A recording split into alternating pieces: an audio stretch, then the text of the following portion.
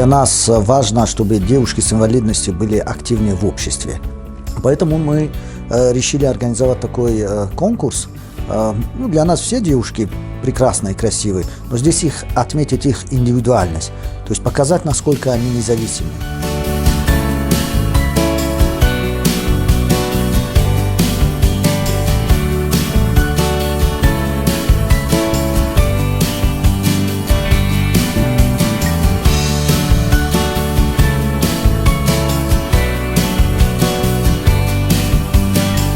Не секрет, что в нашем обществе, к большому сожалению, видны дискриминация по отношению к женщинам, к девушкам.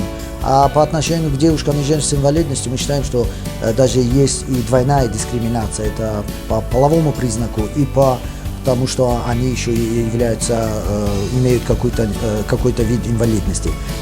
Элементарно при создании семьи, если у мужчин с инвалидностью как таковых проблем нету в этом направлении, то у девушек и женщин с инвалидностью у нас такие проблемы есть. И такие стереотипы есть, если даже мужчина без инвалидности женится на девушке с инвалидностью, то почему-то у нас не считают это за нормальностью, а многие, наверное, думают, или он герой, или что-то у него не в порядке с умом.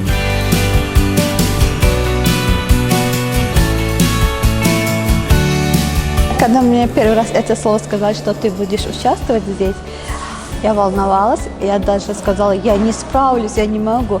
Но потом я подумала, сказала, почему я не могу? Я должна, чтобы для других быть примером. Мне 40 лет, я браслетики делаю в свободное время. Работаю в организации общества инвалидов. Как все полноценные люди, я живу со своими родителями, я их поддерживаю, я им помогаю и морально, и материально.